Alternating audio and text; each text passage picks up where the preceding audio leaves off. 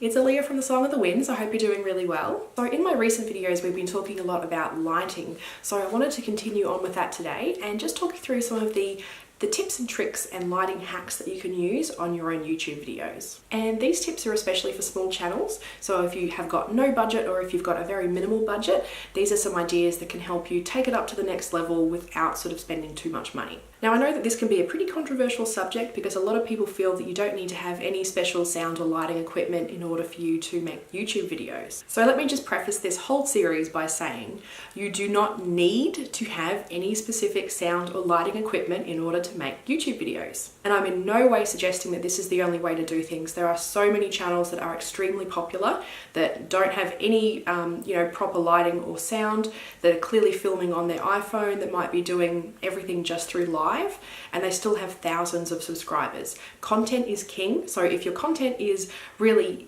interesting, people are going to come and watch regardless of whether you don't have the latest camera or your lighting's not so great or the sound isn't so great. So please don't think I'm saying that you need to have this in order to have a successful YouTube channel. I've got only like 350 subscribers, so I wouldn't say that I am doing particularly well on YouTube, but I am really interested in sound and lighting and the ways that we can improve our videos. So a lot of what I am getting at today is for people that are approaching YouTube as a business channel. So not everyone wants to do that. A lot of people are just about the community and it's about sharing ideas, and that's fantastic. I watch a lot of videos like that. But if you're coming at it from like a spiritual biz perspective, keeping in mind that these videos are there on YouTube for as long as you want to leave them there, it is nice to have something that you're very happy with and you're happy for it to stay out in the world for as long as it possibly can. Okay. Tip 1. If you want to improve your video lighting but you don't want to have to buy any specialized equipment such as the ring light that I bought in episode 1 of this series, take a look around your house. You might already have a lot of lighting options there. Many of us have lamps that we can actually move into our filming space. They might be table lamps, they could be standing lamps. Bring them into your filming space and do a couple of test runs and see how you like it. Those essential oil vaporizers that are really popular right now, often they can change color. So consider having one of those in an area behind you if you're doing a dark shot, it's fairly moody, perhaps you want to take people on an altar tour. Having a nice colored light in the background can be great, and that may be an item that you already have in your house. Tip 2, filming during the day is another option. Right now I'm filming during the day and I've got my camera actually mounted on my ring light, but I don't have it turned on because the lighting in this room is pretty good from the natural light. Shooting your video by a sunny window or even outside if you've got somewhere nice and quiet that isn't going to be too windy is another really great option. Just be wary of cloudy days if you're relying purely on sunlight, because when you've got the clouds coming in and out, if you don't end up adjusting that in your editing software, it can be a bit distracting going from a nice bright space to a very dark space, and your lens might get a bit confused and not know what to focus on. A lot of my earlier videos have definitely had that happen. Tip 3. Another really good option is if you're filming on a DSLR camera, take a look at your camera's manual, maybe even have a look for a YouTube video or a blog post that will help you work out the best settings so that you can get the most light into your shot. Normally that involves really bumping up the ISO number so that the lens is a lot more wide and it's going to let a lot more light into the shot. If you use any kind of editing software to do any post-production on your videos, I use iMovie. It just came, stock standard free with my computer. I'm not very good at that program, to be honest, and it's only been in the last couple of months that I found there's a setting in there where you can change the color temperature. So if you have got overhead lights on, they might have a really warm color temperature, or using fluoros or something like that, you can actually change the settings in at least iMovie. I can't speak for all the other programs because I haven't used them, so that you can get rid of that yellow cast. It just helps to remove that yellow hue that you get from those standard household bulbs.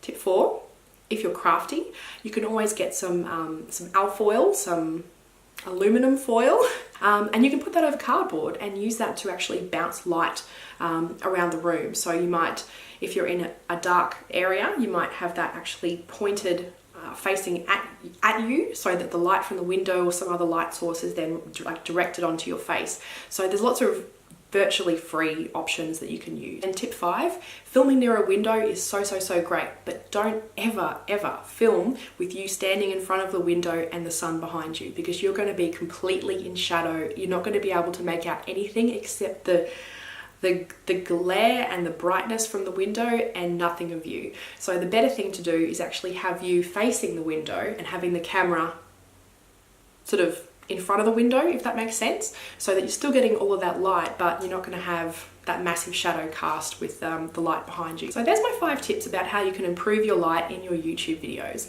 The next question is why? Why would you want to improve the light? Why is it worth all that extra effort? I think the answer for that is quite simple. We're just simply spoiled for choice for entertainment these days. So even in our little niche, so even if you have got a spiritual business or you're in the spiritual community, you might be a witch, you might be into crystals, you might be into tarot, any of that sort of stuff. You're still competing with hundreds, if not thousands, of other channels that are putting out regular content onto YouTube. There's also a lot of competition in terms of education. How many newsletters do you get at the moment? How many people are offering courses and masterminds and, Facebook Live tutorials and training programs and all this kind of stuff? There is an incredible amount of things to distract us, to actually grab our focus. So this information is relevant even if you are simply creating YouTube videos to contribute to the community, or if you're actually actively doing this as part of your spiritual biz. For me personally, you might be the most interesting YouTuber on the planet, but if your lighting is bad, if your sound is bad, if it is very difficult to watch your videos, I will click off. There is no way that I'll keep on watching it, because there's 50 other people that I could be watching that are going to talk to me about the same sort of topic, but I'll actually be able to watch their video. If I can't see what you're showing me, if I can't make out the details, if the focus is in and out, or if the sound is really bad, I just simply won't be able to watch. Now, I know that not everyone is as fussy as I am. Part of the reason for that is because when I'm watching videos, it's normally on my TV. So it's when I've got a little bit of time, I might be, playing blocks with my daughter or something like that, and it's totally fine for me to watch a quick YouTube video or whatever while she's occupied. If I have to put my TV sound up to like 32 in order to hear what you're saying, I'm going to click off. If I can't see you, I'm going to click off. And I'm going to make another video about this. There's a whole bunch of things that actually really irritate me about the way stuff is filmed. But if you're not making eye contact with me, I can't connect with you. If you're looking at yourself in the viewfinder, which is what I'm doing right now, I'm looking at myself as I am talking and filming. It is so damn annoying because you're not connecting with me. You're looking at yourself. You can do that in the mirror. I want to have someone actually talking to the camera. I want to have someone talking to me through this platform. And if you like to film vlogs, or if you like to, take people on tours of your room or anything like that, it has to be smooth camera motions. 5 seconds of jerky film and I'm motion sick for 45 minutes. I will click off. There is no way that I can keep on watching jerky film. I just can't do it. And this is bad for a number of reasons, because it's not just people clicking off your video. They may not go and watch another one of your videos, or worse still, they could click off the YouTube platform entirely. And that is another kettle of fish. That'll be something that I'll cover in a different video, but there's many reasons why you want to keep people on YouTube. So they're my whys. They're not everyone's whys, they're my whys. I encourage you to consider what I've said, see if it's in any way relevant for you. If any of it resonates, take it, use it. If it doesn't, if you're not keen, you've got to keep on doing what you want to do, that's perfectly fine too. These are just me simply sharing my ideas about how you can improve the lighting in your YouTube videos with a tiny bit of a rant at the end. Thank you so much for joining me. Until next time, have a lovely day, week, month, whatever it ends up being, and I'll speak to you again real soon.